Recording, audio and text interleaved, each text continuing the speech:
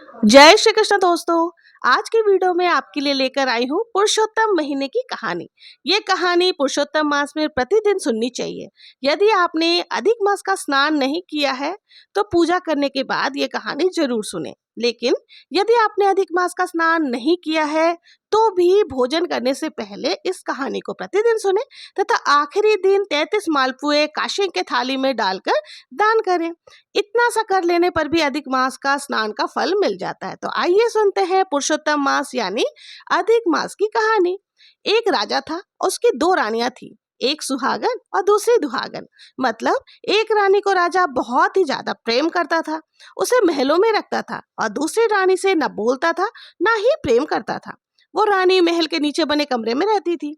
बड़ी रानी सोचती थी कि राजा ने दूसरी रानी से शादी कर ली है तो मेरा मान सम्मान सब कम हो जाएगा। इसलिए बड़ी रानी छोटी रानी के विरुद्ध राजा को भड़काती रहती थी। तो राजा ने छोटी रानी को महल से निकाल दिया। अब बड़ी रानी बहुत ज्यादा प्रसन्न रहती थी। छोटी रानी हमेशा पूजा पाठ, सत्संग, कीर्तन, हवन, व्रत, उपवास, कथा, भागवत आदि धार्मिक कार्य किया करती थी।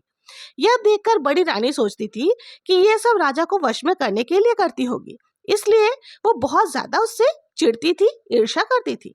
लेकिन राजा को इस बात की जरा भी खबर नहीं लगने देती थी और उसके विपरीत बातें करती थी। एक बार छोटी रानी हमेशा की तरह अधिक मास का स्नान कर रही थी। वो रोजाना सुबह स्नान करके भगवान की पूजा पाठ व मंदिर की परिक्रमा, वो सारे पेड़ पौधों की पूजा अर्चना किया करती थी। जैसे केला, आंकड़ा, कदम, आंवला, बड़, पीपल, कल्प वृक्ष, तुलसी, इन सब की पूजा अर्चना किया करती थी और परिक्रमा करती थी। ये सब पेड़ पौधे गांव से बाहर लगे हुए थे। वो सुबह उठकर जल्दी स्नान आदि करके पूजन करके दिया बाती करती, वो परिक्रमा करती थी। एक दिन उसको बड़ी रानी ने देख लिया तो उसने राजा से कहा कि वन में जितने भी पेड़ पौधे हैं सभी को कटवा दो। उस समय बैसाख का अधिक मास चल रहा था, धूप तेज रहती थी, गर्मी का मौसम था। तब राजा ने कहा, रानी, ऐसी गर्मी में जीव जंतुओं को बैठने व रहने की जगह जरूरी है। जीव जंतु कहाँ रहेंगे, वो रास्ते चलते इंसान विश्राम कहाँ करेंगे। लेकिन रानी ने जिद की तो राजा ने बिना विचारे ही सारे पेड़ पौधे कटवा दिए। अब सब जीव जंतु पशु पक्षी परेशान रहने लगे और छोटी रानी भी बहुत ज्यादा परेशान हो गई।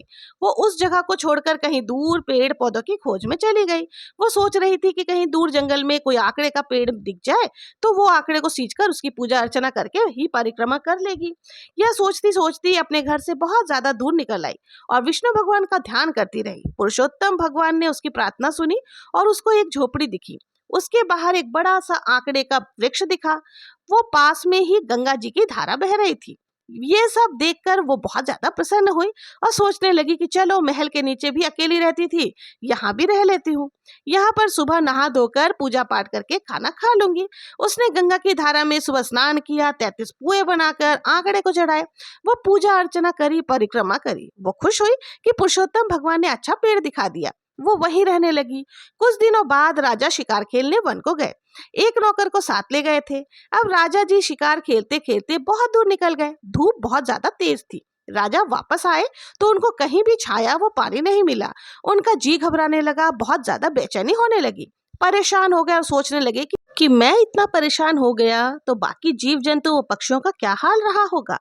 वो बहुत दुखी हो रहे थे और नौकर से कहा कि कहीं दूर देखो कि 2 बूंद पानी पीने को मिल जाए, वो छोटी सी छाया मिल जाए तो जान बच जाएगी, नहीं तो आज तो जान निकल ही जाएगी।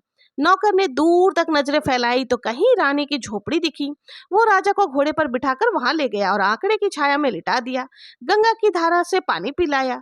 जो रानी पुए चढ़ाए थे वो पुए दोनों ने खाए और जल पीकर आंकड़े की छाया में थोड़ी देर विश्राम करके फिर घर के लिए रवाना हुए। राजा जी को आश्चर्य हो रहा था कि इतनी दूर भयानक जंगल में किसने यह पेड़ लगाया और कौन इनकी पूजा करता है। इतने बड़े जंगल में कहीं भी कोई एक भी पेड़ पौधा नजर नहीं आ रहा है।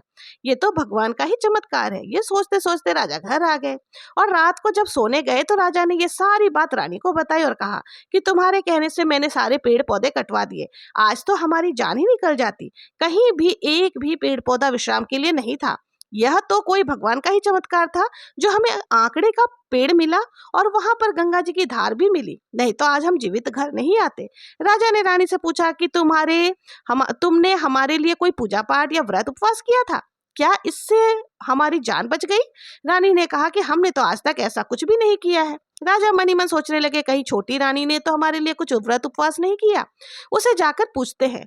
दूसरे दिन राजा छोटी रानी की झोपड़ी में गए तो वहां पर उन्होंने देखा कि वो नहीं थी। राजा ने विचार किया कि छोटी रानी कहाँ चली गई।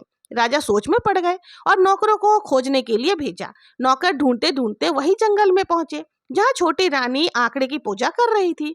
नौकर ने आकर राजा को बताया कि राजा, सारी बात सुनकर राजा खुद रथ लेकर रानी को लेने पहुंच गए। राजा ने जाते ही रानी के पांव पकड़ लिए और कहा, हमारी गलती को आप माफ करो और घर चलो। रानी ने राजा को उठाया और कहा कि ये क्या कर रहे हैं। राजा ने बताया कि हम तो आपकी वजह से ही जिंदा खड़े हैं, वरना आज तो हम मर ही जाते। रानी को राजा ने सारी बात बताई और पहले के अत्याचारों के लिए माफी मांगी। राजा रानी को लेकर घर आ गए। पूरी नगरी में जय जयकार हो गई। राजा जी रानी को महल में लाए। वो बड़ी रानी को देश निकाला कर दिया और कहा कि तुम खुद भी बुरी थी और हमें भी बुरा बनाती थी। आज तक हम तुम पर विश्वास करते रहे। राजा ने बड़ी रानी को देश से निकाला दिया और छोटी रानी को महलों में रखा। और फिर राजा के 9वें महीने सुंदर सा राजकुमार हुआ। राजा बहुत ज्यादा प्रसन्न हुए। राजा रानी व देशवासी सभी सुख से रहने लगे। राजा ने सब जगह पेड़ पौधे वापस लगवाए, जगह जगह धर्मशाला, कुआं, बावड़ी बनवाई, हर जगह पानी की व्यवस्था की। और फिर आने वाले अधिक मास में दोनों ने जोड़े से 1 महीने व्रत उपवास किया और पुरुषोत्तम भगवान की पूजा अर्चना करी और उद्यापन किया। ब्राह्मण भोज करवाए, सोना चांदी, वस्त्र, आभूषण, अन्न, धन, गौ आदि सब दान किया। पुरुषोत्तम भगवान जैसे राजा की जान बचाई, वो रानी को वापस सम्मान दिया, पुत्र दिया, वैसे सबकी मनोकामनाओं को पूरी करना। कहता ने सुनता ने हुकारा भरता ने सबके परिवार की रक्षा करना। बोलो श्री हरि विष्णु की जय।